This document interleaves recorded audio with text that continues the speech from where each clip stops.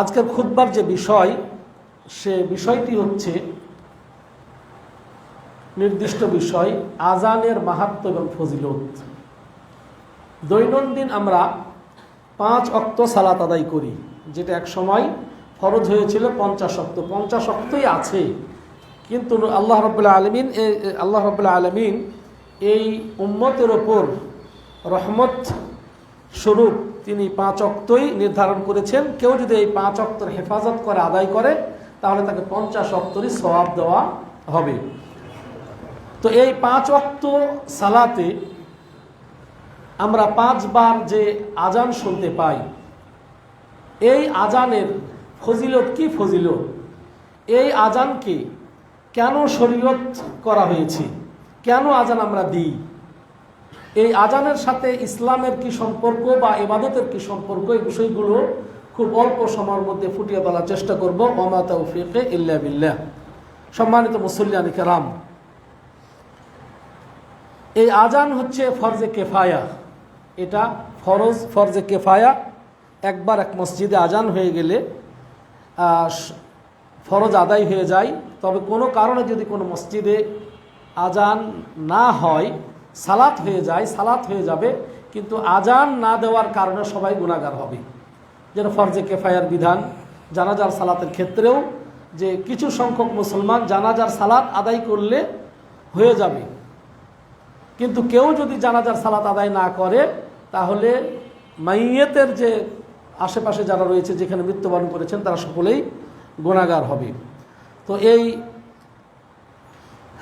আজান আমরা সাধারণভাবে যে আজান হয়, এই আজান প্রাথমিকভাবে স্বাভাবিকভাবে আমরা বুঝে থাকি যে সালাতের জন্য আহ্বান করা হয়, বা নামাজের ওয়াক্ত হলে, নামাজের ওয়াক্ত হয়েছে এটা বোঝানোর জন্য আজান দেওয়া হয়। মানে এর দ্বারা উদ্দেশ্য হচ্ছে আপনার যে সালাতের ওয়াক্ত আরম্ভ হলো, এখন কেউ যদি সালাত পড়তে চায় পড়তে পারবে।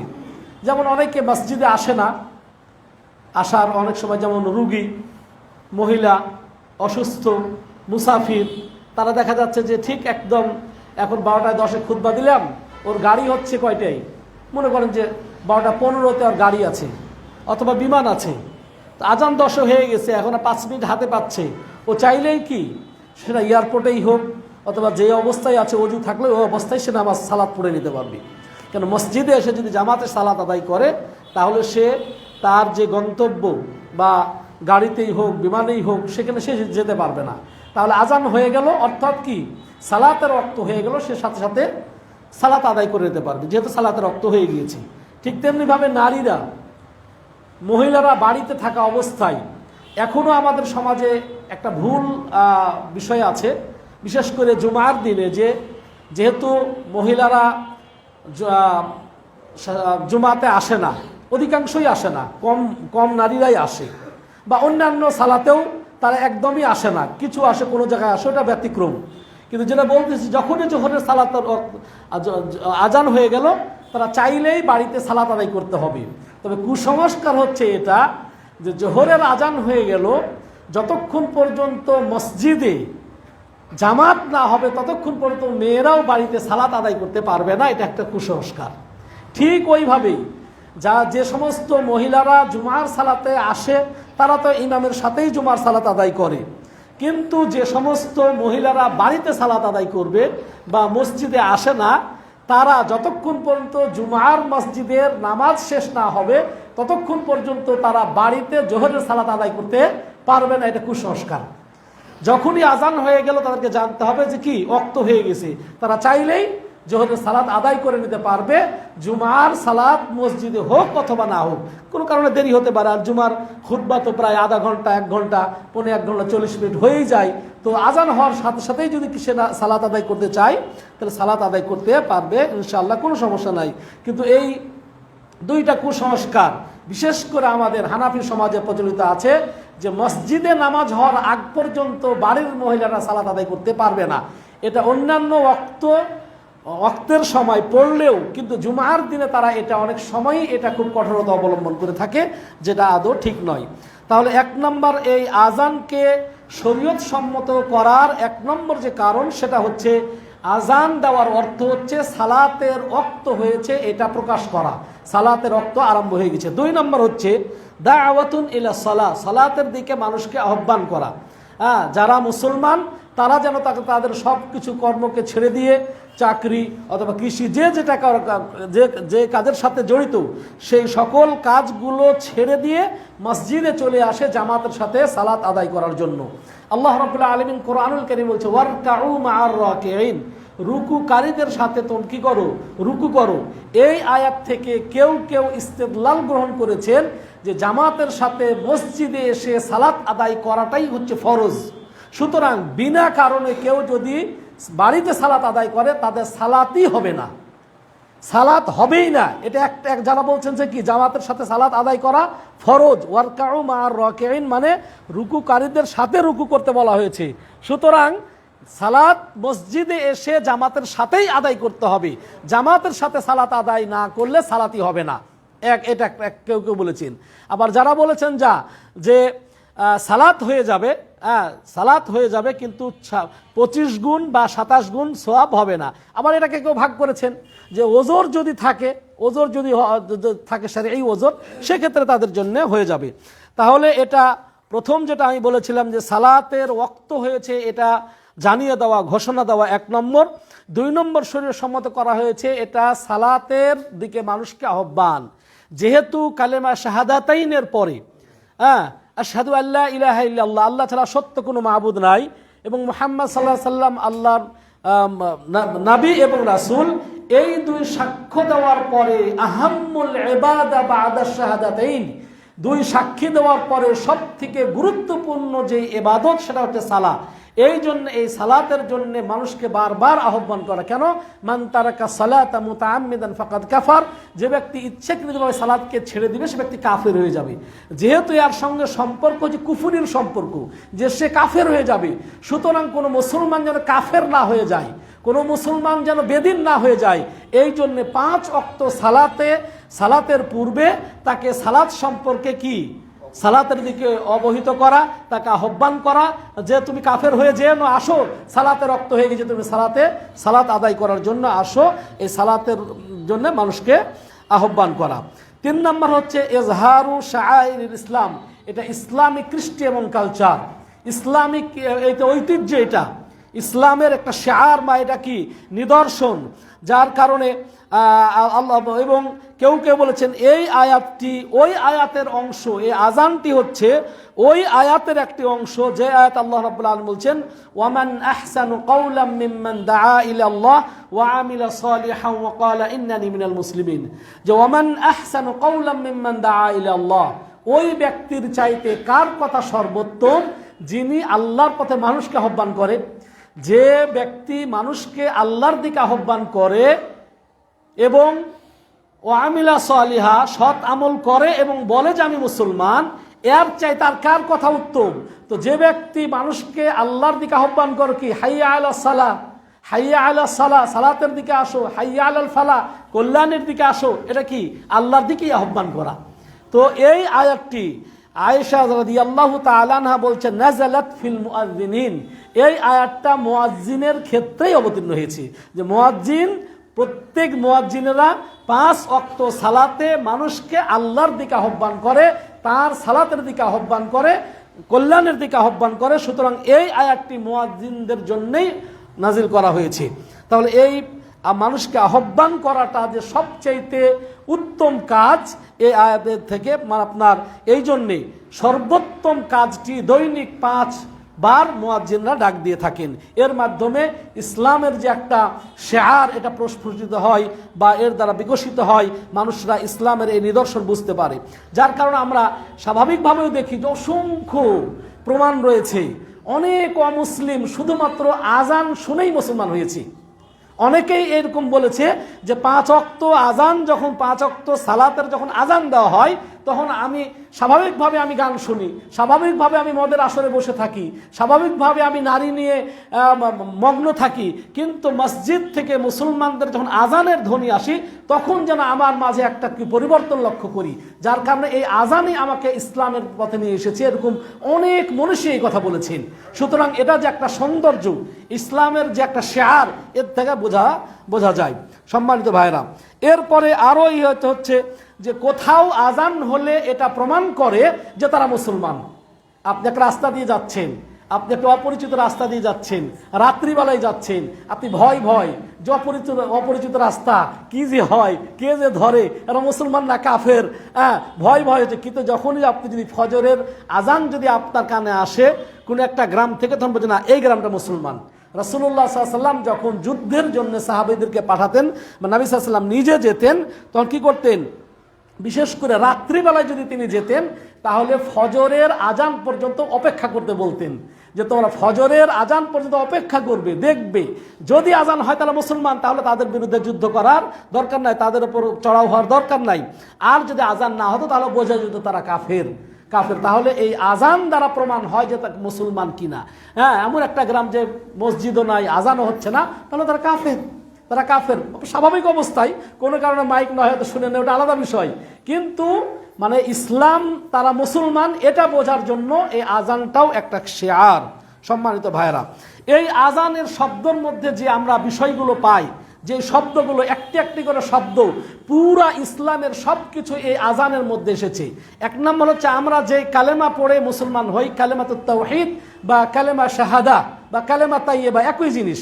যদি এটা এর আগে বলেছি, তাই না? ওই যখন আমরা অস্থায়ীভাবে ওখানে সালাত আদায় করতাম তখন এই কথা বলেছি যে কালেমা তাইয়্যিবা, কালেমা শাহাদা, কালেমাতুত তাওহীদ একটাই, কোনো পার্থক্য নাই। এটা অনেকে অনেক 5 রকম করে ভাগ করে, যে কালেমা শাহাদাত এটা, কালেমা তাইয়্যিবা এটা, কালেমা তাওহীদ এটা, কালেমা তামজিদ এটা, কোনো পার্থক্য নাই, একটাই কালেমা শাহাদা লা ইলাহা ইল্লাল্লাহ।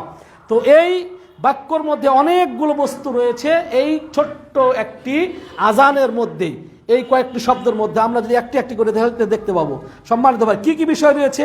প্রায় 13 প্রকার জিনিসের মধ্যে সামিল রয়েছে। এক নম্বরে হচ্ছে যে এই আজানের মধ্যে যে বাক্যগুলোর মধ্যে পাই, প্রথমেই হচ্ছে আল্লাহর জিকির।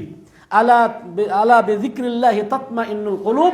আল্লাহ রাব্বুল আলামিন যে এই আল্লাহর জিকিরের মাধ্যমেই মানুষের, মুমিনদের কি হয়?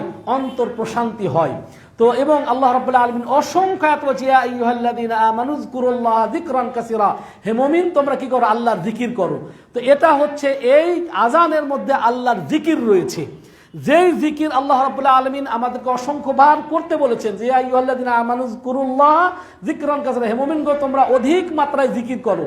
তো অধিক মাত্রায় জিকির করার নির্দেশ দিয়ে 5 ওয়াক্ত আজানে আপনাকে বারবার 5 বার স্মরণ করে দেওয়া হচ্ছে, যাতে করে আপনি আল্লাহর জিকির থেকে বিরত না থাকেন। আল্লাহ রাব্বুল আলামিন ওমান আ'রাযা আন যিকরি ফাইন্না লাহু মাঈশাতান যানকা ওয়া নাহশুরুহু ইয়াওমাল কিয়ামাতি আ'মা, যে ব্যক্তি আল্লাহর জিকির থেকে বিরত থাকলো তার জীবনটা দুর্বিষহ হয়ে উঠবে। তো এই জন্যে আল্লাহর জিকিরের মধ্যে যে প্রশান্তি রয়েছে, আল্লাহর জিকির না করলে আপনার জীবনটা কি হয়ে যাবে? বলবো যে অতি দুর্দশাগ্রস্ত হয়ে যাবে, চিন্তাগ্রস্ত হবে এবং এর মধ্যে আপনি নানা সমস্যার মধ্যে পতিত হবেন। এর থেকে উদ্ধারের জন্যে 5 ওয়াক্ত সালাতের পূর্বে মুয়াজ্জিন আল্লাহর জিকির আপনার সামনে উপস্থাপন করছে, আপনি শুনে যেন আপনার সাথে বলতে পারেন। যার কারণে নবী সাল্লাল্লাহু আলাইহি ওয়াসাল্লাম অন্য হাদিসে বলেছেন যে তোমরা যখন আজান শুনতে পাও, ফাকুলু মিসলা মা ক্বালাল মুয়াজ্জিন, মুয়াজ্জিন যা বলে তোমরা তাই বলো। তার মানে এর মাধ্যমে আল্লাহ রাব্বুল আলামিন আপনার জিকির করিয়ে নিচ্ছে।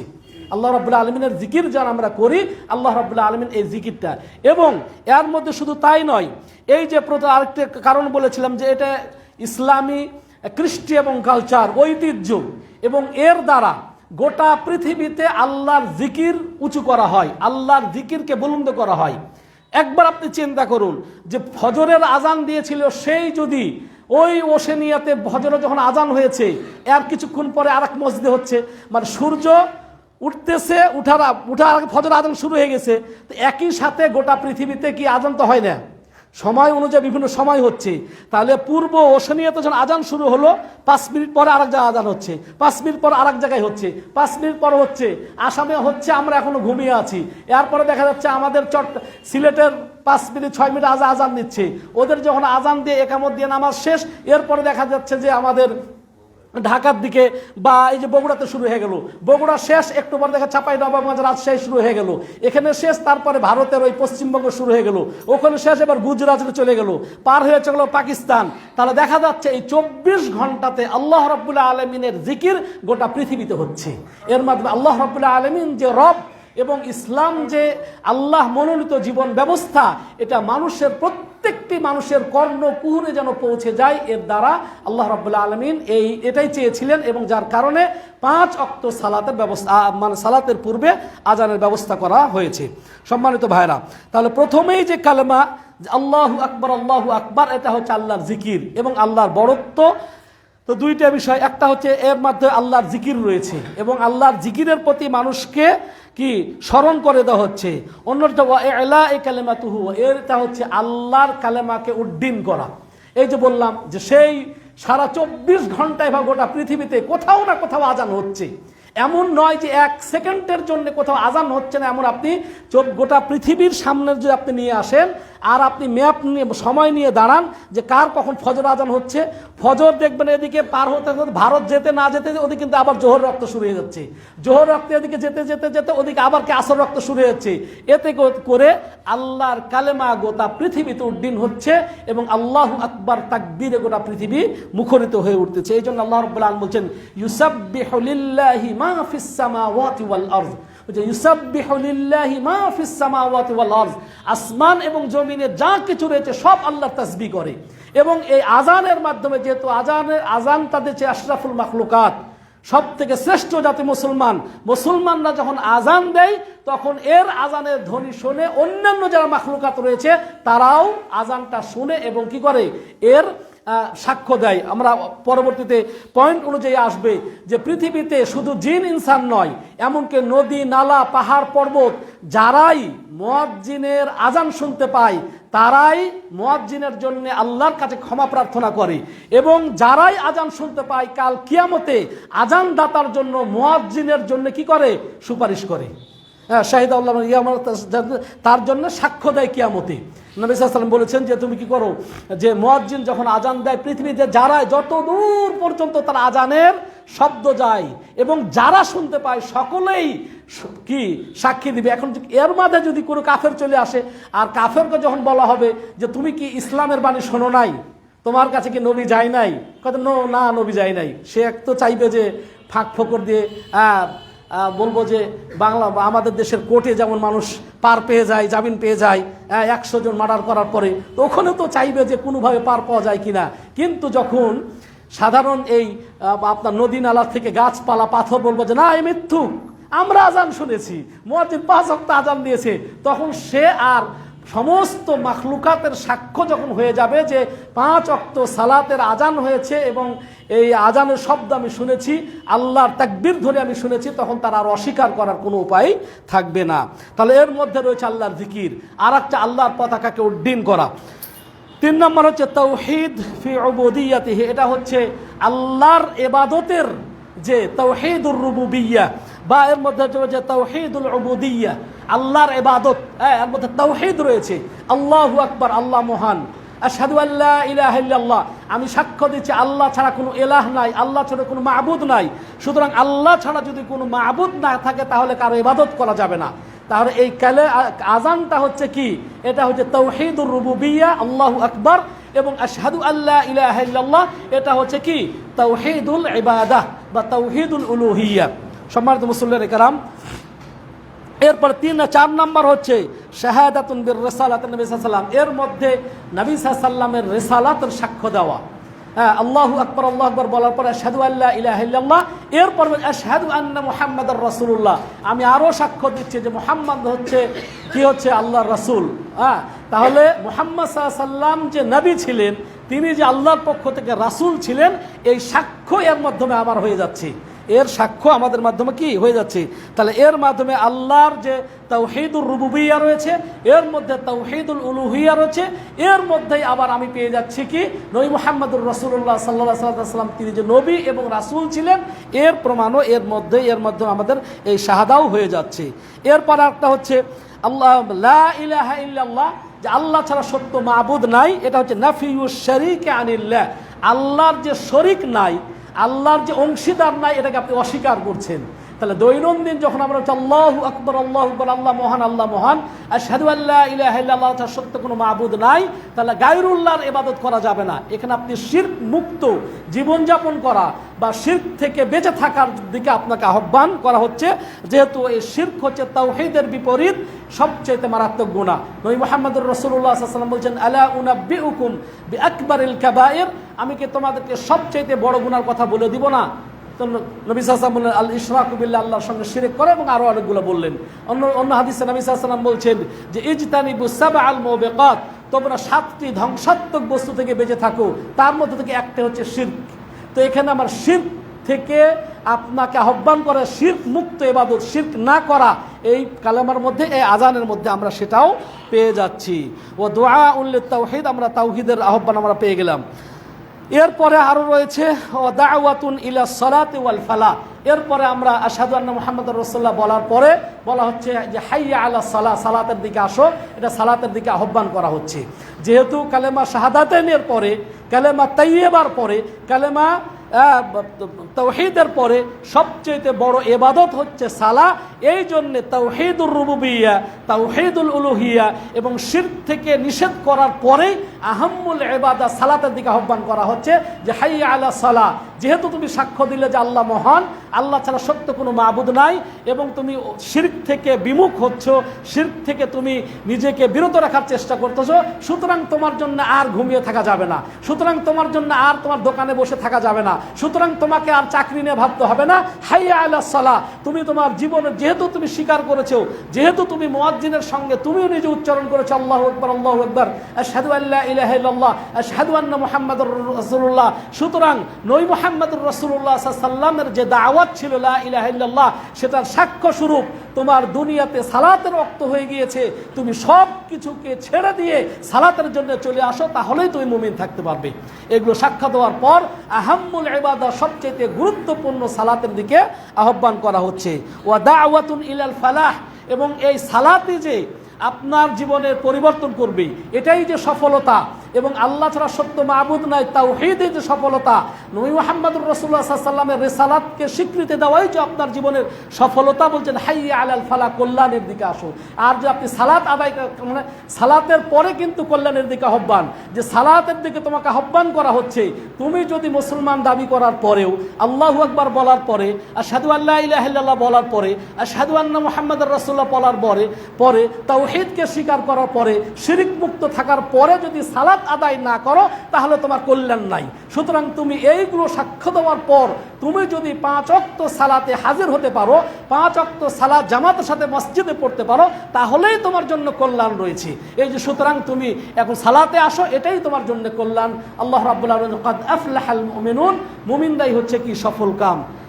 ক্বাদ আফলাহাল মুমিনুন আল্লাযীনা হুম ফি সালাতিহিম খাশিউন, যারা তাদের সালাতের মধ্যে কি নম্র, ভীত, সন্ত্রস্ত, এবং অনেকগুলো যে কারা সফল কাম আল্লাহ রাব্বুল আলামিন পরের আয়াতকে সূরা মুমিনের মধ্যে বলেছেন। এরপরে আপনার হাইয়া আলা সালাহ, হাইয়া আলাল ফালাহ, এই হাইয়া আলাল ফালাহ বলার পর আর আল্লাহু আকবার আল্লাহু আকবার লা ইলাহা ইল্লাল্লাহ। তো এই হাইয়া আলাল ফালাহ দুইটা অর্থ, একটা হচ্ছে যে কালেমার সাক্ষ্য দেওয়া এবং এর ওপর স্থির থাকা, এর ওপর কায়েম থাকা, এবং সালাত আদায় করাই হচ্ছে সফলতা। এটা সফলতা কি? দুনিয়াবী সফলতা এবং আখিরাতের সফলতা। কিভাবে আখিরাতের সফলতা? যে এইটা, এই দুনিয়া তো আমাদের ক্ষণস্থায়ী, মরলেই আমরা জীবনযাপন করব। সুতরাং আখিরাতে যদি সালাত আদায় না করি, আউয়ালু মা ইউহাসাবুল আবদু ইয়াউমাল কিয়ামাতি আস-সালাহ, কিয়ামতের ময়দানে সবার আগে সর্বপ্রথমে বিচার হবে সালাতের। সুতরাং তুমি যে সালাত যদি ঠিক না হয়, তাহলে আখিরাতের কল্যাণও তুমি পাবে না। তোমার আখেরাতেও তোমারই হবে না। সুতরাং এই সালাতটা, এই কল্যাণের আহ্বান হচ্ছে দুনিয়াবি কল্যাণ এবং আখেরাতের কল্যাণ। দুনিয়াও যেমন তোমার মঙ্গল হবে, আখেরাতেও তোমার জন্য কল্যাণ হবে। আর আখেরাতের কল্যাণ হচ্ছে কি, বাল তুসিরুনাল হায়াতাদ দুনিয়া ওয়াল আখিরাতু খায়রুন ওয়া আবকা।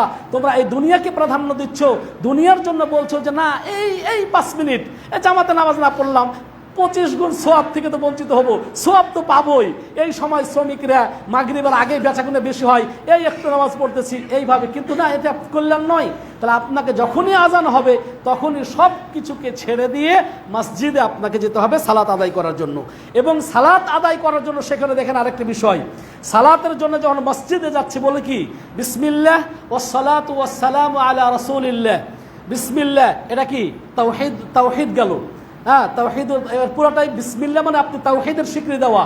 ওয়াসসালাতু ওয়াসসালামু আলা রাসূলিল্লাহ এটা রিসালাতের সাক্ষী দেওয়া, এটাও হচ্ছে কালিমাতুত তাওহীদ, এটাও হচ্ছে কালিমাতুত তাওহীদ, কালিমাতুত তাইয়্যিবা, কালিমা শাহাদা, যেটা আপনি মসজিদে প্রবেশের জন্য দোয়া পড়ছে বিসমিল্লাহ ওয়াসসালাতু ওয়াসসালামু আলা রাসূলিল্লাহ বলার পর আল্লাহুম্মা ইফতাহলি আবওয়াব রাহমাতিক।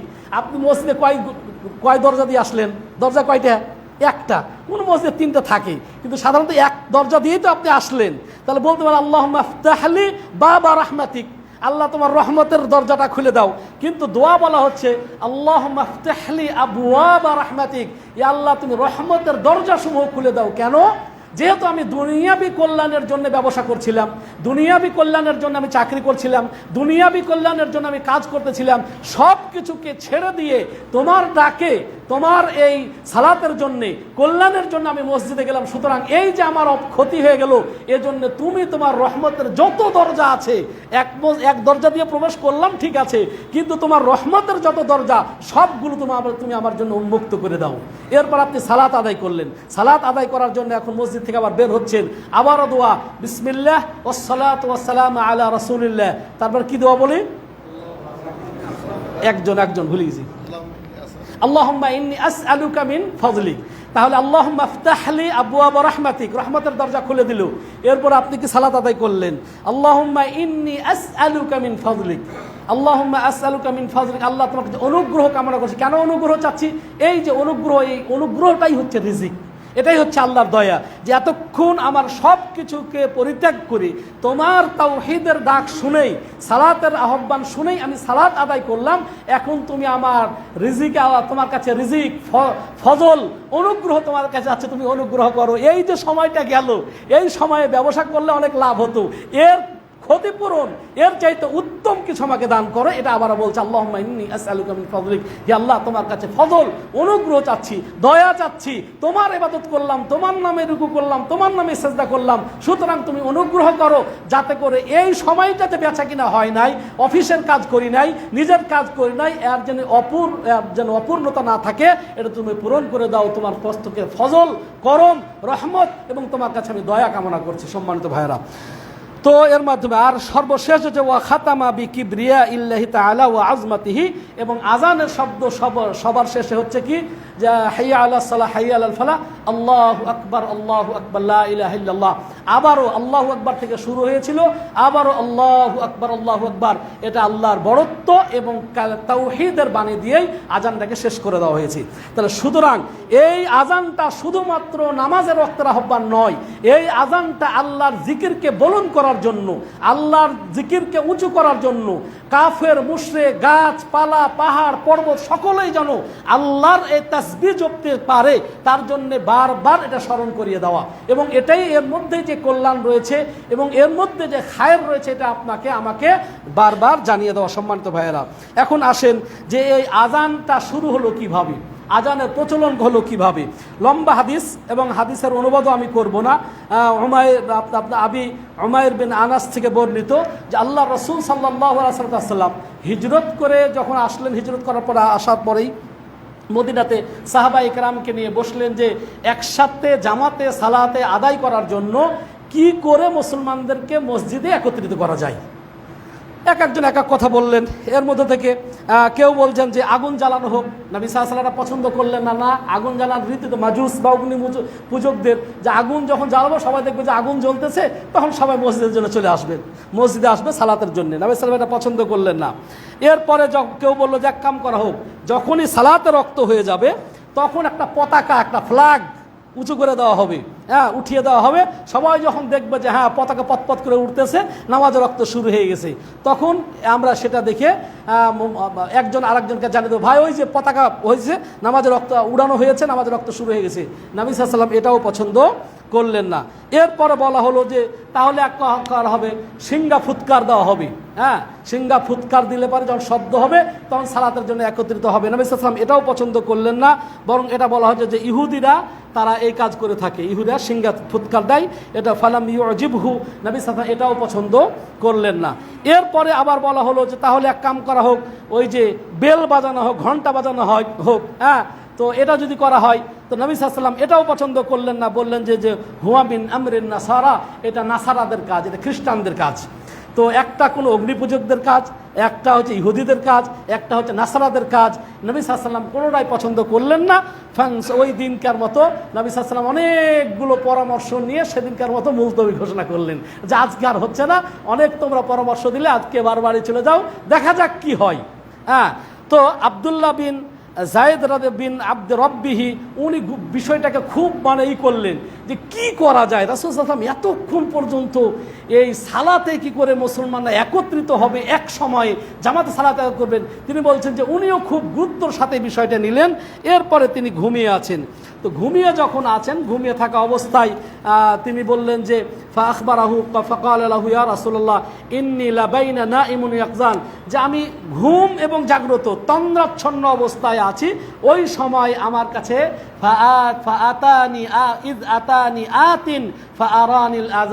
ওই সময় একজন আগন্তুক ব্যক্তি আমার সামনে আসলো এবং আজানের শব্দগুলো আমাকে শিখিয়ে দিল। হ্যাঁ, আবার এরকম বিভিন্ন রকমের আছে।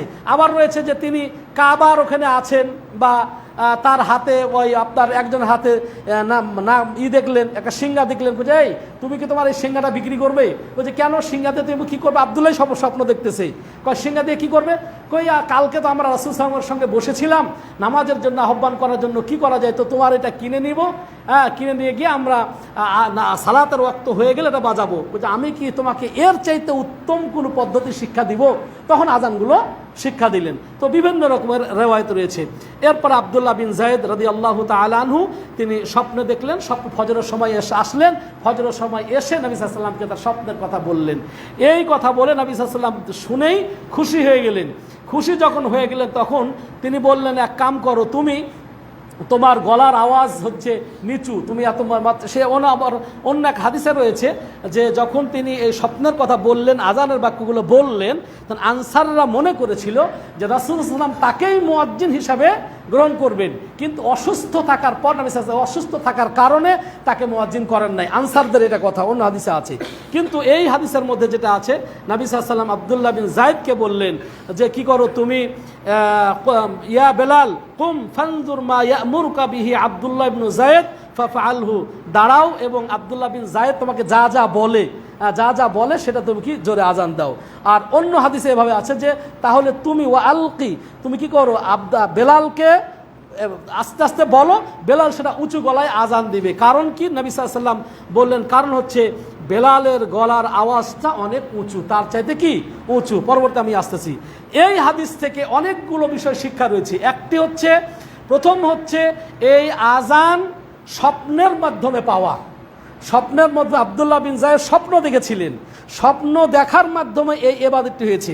কিন্তু স্বপ্ন তিনি একা দেখলে সন্দেহ থাকার কথা ছিল যে তিনি একা দেখেছেন, সুতরাং আব্দুল্লাহ বিন যায়েদের এটা বানোয়াট কথা, আর কেউ দেখে নাই। কিন্তু ওমর বিন খাত্তাব রাদিয়াল্লাহু তাআলা আনহু এরও 20 দিন আগে তিনি স্বপ্ন দেখেছিলেন, এর 20 দিন আগে তিনি স্বপ্ন দেখেছিলেন।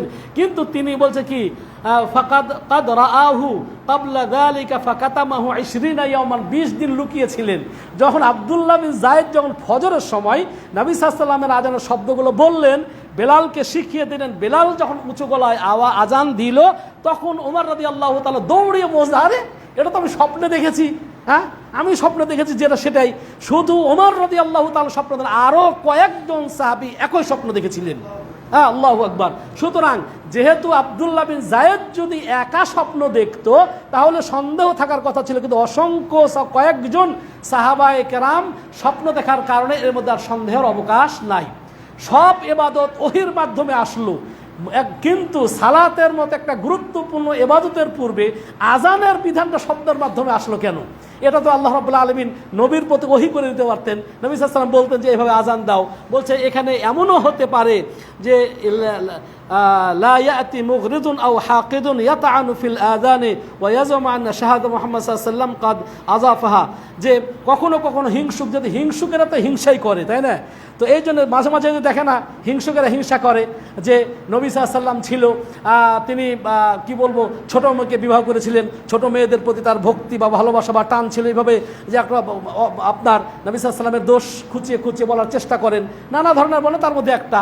তো এটা বলতে পারে যে হ্যাঁ হ্যাঁ বুঝছি, নবী সাল্লাল্লাহু আলাইহি ওয়াসাল্লামের নাম, মুহাম্মদের নাম যেন সব সময় সবাই বলে, এই জন্য তিনি ইচ্ছা করে আজানের মধ্যে তার নাম সংযুক্ত করে নিয়েছেন।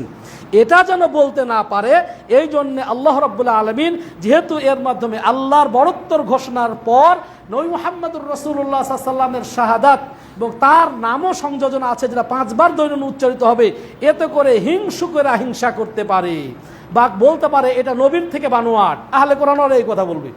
হ্যাঁ, আহলে কোরআন যারা হাদিস অস্বীকারী তারাও ওই কথা বলবে। তারা অটোমেটিক বলেই যেটা বাড়তি, এটা আল্লাহর পথে মানুষকে নামাজের দিকে ডাকবে, তো মুহাম্মাদের সাক্ষ্য দেওয়ার দরকার কি এখানে? যার নাম মুহাম্মাদুর রাসূল, এটা দরকার নাই।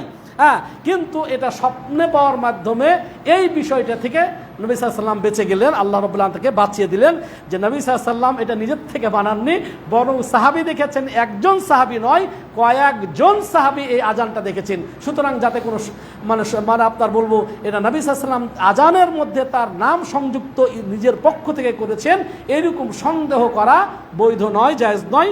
এভাবে আল্লাহ রাব্বুল আলামিন আমাদের নবী সাল্লাল্লাহু আলাইহি ওয়াসাল্লামকে এই হিংসুকের হিংসা থেকে বাঁচিয়েছেন। এটা একটা ফায়দা।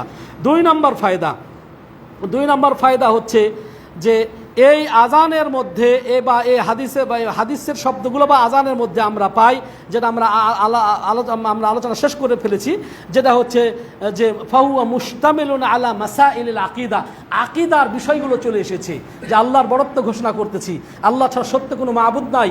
এখান থেকে আল্লাহর তাওহীদের প্রতি, তাওহীদুল উলুহিয়াত, তারপরে তাওহীদুর রুবুবিয়াতের ঘোষণা দিচ্ছি, এবং নবী সাল্লাল্লাহু আলাইহি ওয়াসাল্লামের রিসালাতেরও আমরা কি করতেছি, এর মধ্যে তাওহীদ সংযুক্ত রয়েছে এবং তাও মাসাইল আকিদার বিষয়গুলো সন্নিবেশিত করা হয়েছে এই আজানের মধ্যে। সম্মানিত ভাইরা, এরপরে 3 নম্বর যেটা হচ্ছে যে অন্যান্য ইবাদতগুলো, যেমন নবী সাল্লাল্লাহু আলাইহি ওয়াসাল্লাম খুযু আন্নী মানাসিকাকুম, আমার কাছ থেকে তোমরা হজ গ্রহণ করো, সাল্লু কামা রাআইতুমুনি উসাল্লি, আমি যেভাবে সালাত আদায় করি সেভাবে সালাত আদায় করো।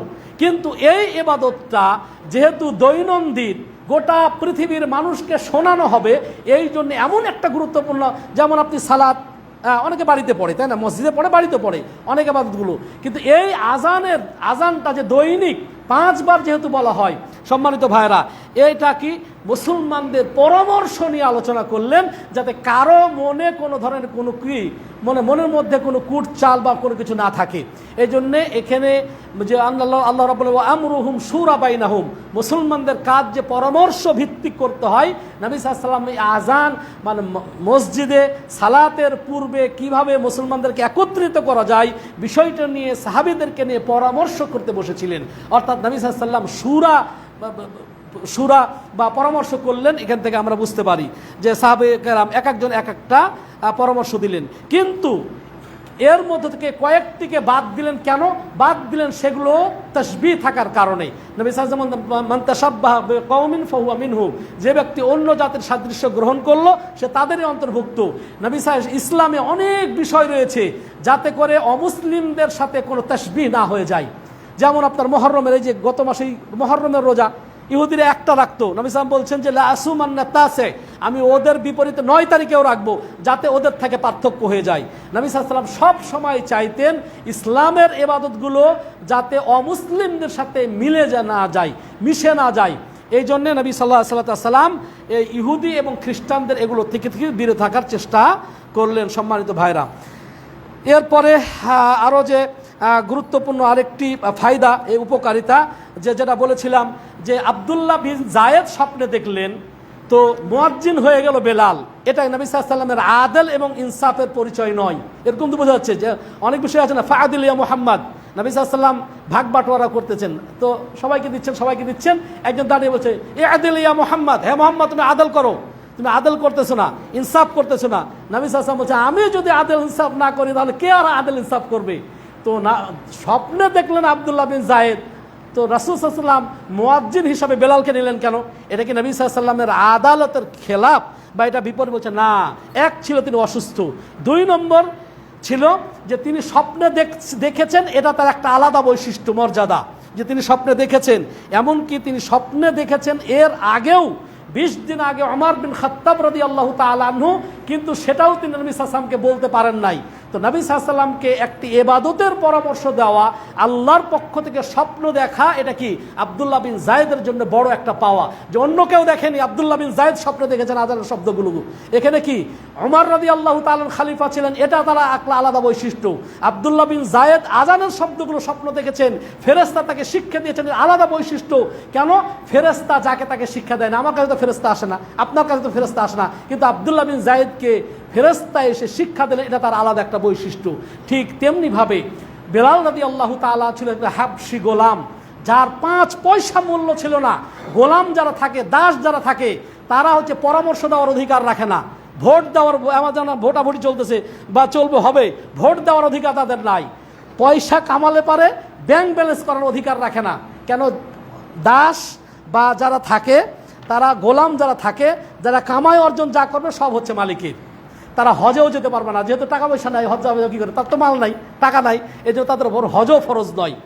সেই গোলাম, যেই গোলামের কোনো 5 পয়সা মূল্য ছিল না, কিন্তু নবী মুহাম্মদুর রাসূলুল্লাহ সাল্লাল্লাহু আলাইহি ওয়াসাল্লাম ইসলামের মধ্যে এমন একটি, বলবো যার 5 পয়সা মূল্য না, এক দাস, একজন গোলাম, একজন হাবশি, একজন কালো কৃষ্ণবর্ণের, যার বাড়ি নাই, যার ঘর নাই, তার খাওয়ার কোনো ঠিক নাই, তার ঘুমাই কোথায়, খায় কোথায়, ওই ব্যক্তিকে নবী মুহাম্মদুর রাসূলুল্লাহ সাল্লাল্লাহু আলাইহি ওয়াসাল্লাম মুয়াজ্জিন হিসাবে যে খ্যাতি, তাকে দায়িত্ব দিলেন, এটা হচ্ছে ইসলামের মহান একটা আদর্শ। যে এখানে সাদা এবং ধলার কোনো পার্থক্য নাই, আনসার এবং মুহাজিরের কোনো এখানে পার্থক্য নাই। নবী মুহাম্মদুর রাসূলুল্লাহ সাল্লাল্লাহু আলাইহি ওয়াসাল্লাম এখানে দেখলেন যে আজানের জন্য 2টি বস্তু হচ্ছে, 2টা গুরুত্বপূর্ণ বৈশিষ্ট্য থাকতে হবে। একটা উঁচু আওয়াজ এবং কি শ্রুতিমধুর। উঁচা আওয়াজ হলে হবে না। কেন বলেছে যে লা সাউতুল আপনার এই গাধার আওয়াজকে কর্কশ বলা হচ্ছে, তাই না? গাধার আওয়াজটা কর্কশ। কিন্তু বেলাল রাদিয়াল্লাহু তাআলা আনহু তার দেখতে কালো হলেও, হাবশি গোলাম হলেও, বাড়ি নাই, তার ঘর নাই, তাই কানাকড়ি তার মূল্য নাই, সেই ব্যক্তি সালাতের জন্য মানুষকে আহ্বান করছে, হাইয়া আলা সালাহ, হাইয়া আলাল ফালাহ। এটা ইসলাম দেখেন একটা, মানে কি বলবো, মূল্যহীন ব্যক্তিকে কিভাবে তার তাকওয়ার কারণে, তার ইমানের কারণে, তার পজিশনের কারণে কেন তাকে আযাব দেওয়া হচ্ছিল, পাথর চাপা দিয়েছিল। একমাত্র তাকে বলা হয়েছিল যে তুমি শুধু বলো যে মুহাম্মদ কাফের বা তাকে তুমি করো, কিন্তু তিনি আহাদ আহাদ আহাদ বলে যাচ্ছিলেন। এই যে আহাদ বলা, এটাও হচ্ছে কালেমাতুত তাইয়্যিবা, কালেমাতুত তাওহীদ। এই জন্য বেলাল রাদিয়াল্লাহু তাআলা আনহুকে শিক্ষা দিলেন। আর বেলাল রাদিয়াল্লাহু তাআলা আনহু যেই আহাদ নামকে বিলুপ্ত করার জন্য, বেলাল রাদিয়াল্লাহু তাআলা আনহুর বুক থেকে যে আল্লাহ নামটা বন্ধ করার জন্য, তার মুখ দিয়ে যেন আল্লাহর বড়ত্বর ঘোষণা না আসে, নবী মুহাম্মদুর রাসূলুল্লাহ সাল্লাল্লাহু আলাইহি ওয়াসাল্লামের মুখ, মানে নবী সাল্লাল্লাহু আলাইহি ওয়াসাল্লামের রিসালাতের এই মানে আহ্বানটা যেন না আসে, বন্ধ করতে চেয়েছিল। অথচ আল্লাহ রাব্বুল আলামিন এমন সম্মান তাকে দিলেন, আজান আব্দুল্লাহ বিন যায়েদ স্বপ্নে দেখলেন, কিন্তু সেই বেলালের মুখ দিয়েই আল্লাহ রাব্বুল আলামিন গোটা বিশ্বে আজানের প্রচলন করে দিলেন। আল্লাহু আকবার, সুবহানাল্লাহি ওয়া বিহামদিহি, সুবহানাল্লাহিল আযীম। তো সম্মানিত ভাইরা, নবী সাল্লাল্লাহু আলাইহি ওয়াসাল্লামের এটা একটা ছিল একদিক দিয়ে তার মর্যাদা, যে আল্লাহ আহাদ আহাদ বলার কারণেই তাকে আযাব দেওয়া হচ্ছিল। সুতরাং সেই ব্যক্তি নবী সাল্লাল্লাহু আলাইহি ওয়াসাল্লামের সামনে বারবার আল্লাহর পথে মানুষকে আহ্বান করতেন। 1 2 নম্বর হচ্ছে বলছে কুম মা বেলাল ফাআলকি আলাইহি মা রাআইতা। আব্দুল্লাহ, তুমি বেলালকে নিয়ে দাঁড়াও এবং যা দেখেছো সেটা তাকে বলে বলে দাও। ফাইন্নাহু আন্দা সাউতান মিনকা, কারণ সে তোমার চাইতে তার আওয়াজটা উঁচু ছিল। এই হাদিস থেকে একটা প্রমাণ হয় যে স্বপ্ন সে দেখলেও সে আজান দেওয়ার মতো তার গলার আওয়াজটা ছিল না, শ্রুতি মধুর ছিল না। এই জন্য নবী মুহাম্মদুর রাসূলুল্লাহ সাল্লাল্লাহু আলাইহি ওয়াসাল্লাম যাকে তাকে যে সমস্ত কাজ সবাইকে দিতেন না। নবী সাল্লাল্লাহু আলাইহি ওয়াসাল্লাম দেখতেন কার মাঝে কোনটা রয়েছে। নবী সাল্লাল্লাহু আলাইহি ওয়াসাল্লামের গুপ্তচর ছিল হুযাইফা, তিনি সব তার মানে কি এখন যে ডিজিএফআ এর এনএসআই যে কাজগুলো করে, এর প্রধান কে ছিল? হুযাইফা রাদিয়াল্লাহু তাআলা, সিররুন নবী সাল্লাল্লাহু আলাইহি ওয়াসাল্লাম। নবী মুহাম্মদুর রাসূলুল্লাহ সাল্লাল্লাহু আলাইহি ওয়াসাল্লাম মারা যাওয়ার পর খলিফা হলেন আবু বকর রাদিয়াল্লাহু তাআলা আনহু। নবী সাল্লাল্লাহু আলাইহি ওয়াসাল্লাম বলেন আমার পরে কেউ যদি নবী হতো তাহলে সেটা ওমর হতো। এক একজনের বৈশিষ্ট্য এক এক ছিল। এইভাবে যার মাঝে যেটা বৈশিষ্ট্য ছিল, যেটা যাকে দিলে কাজটা উদ্ধার হবে, যেটা পাওয়ার হকদার, যেটার দায়িত্ব যে পালন করতে পারবে, যার সাথে মুনাসেব, নবী মুহাম্মদুর রাসূলুল্লাহ সাল্লাল্লাহু আলাইহি ওয়াসাল্লাম তাই করতেন।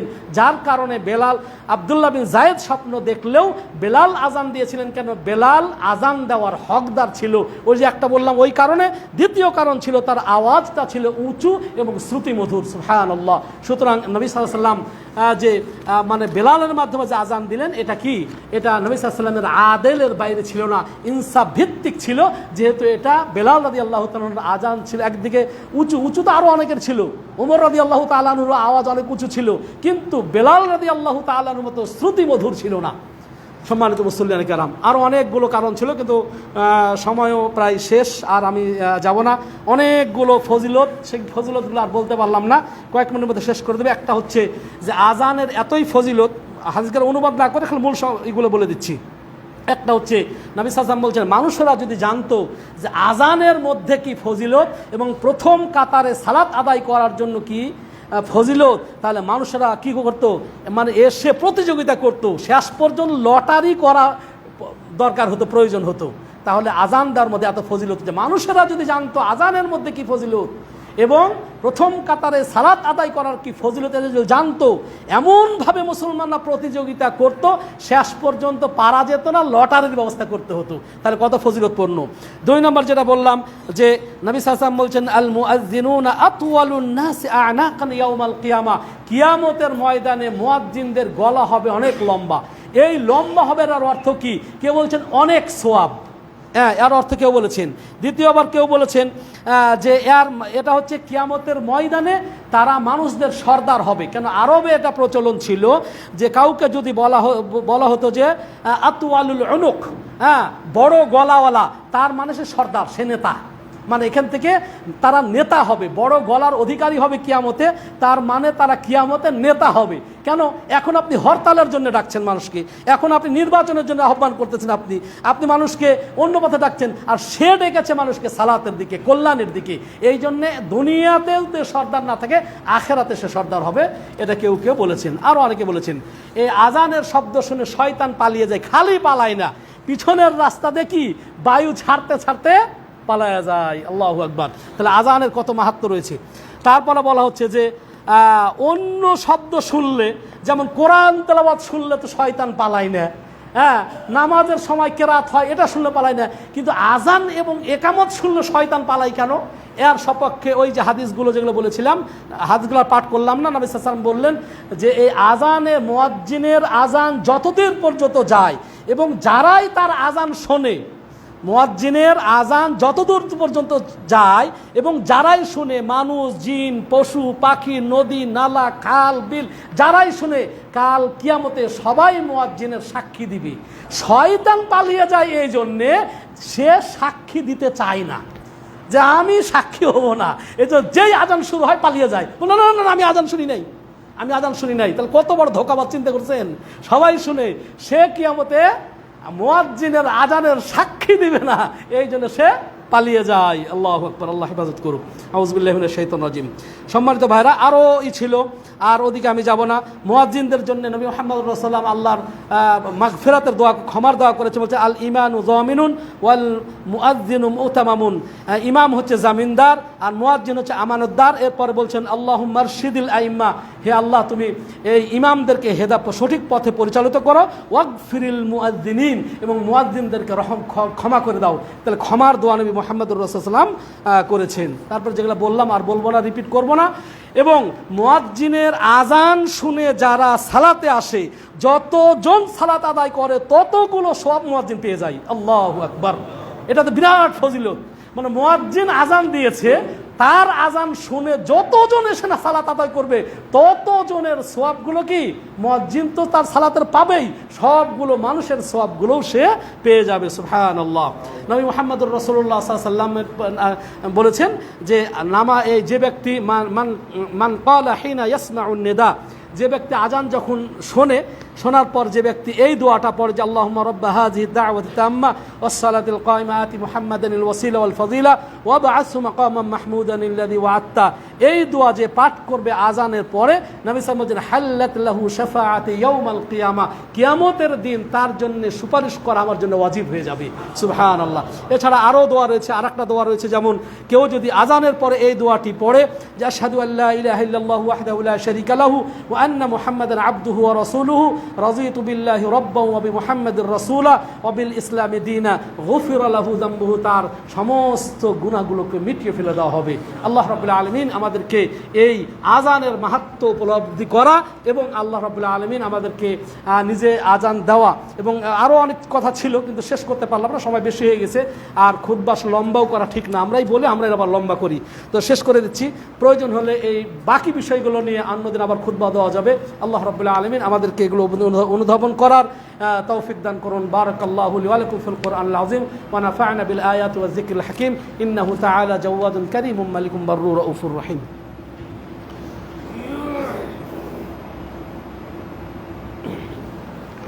আলহামদুলিল্লাহ, আলহামদুলিল্লাহ।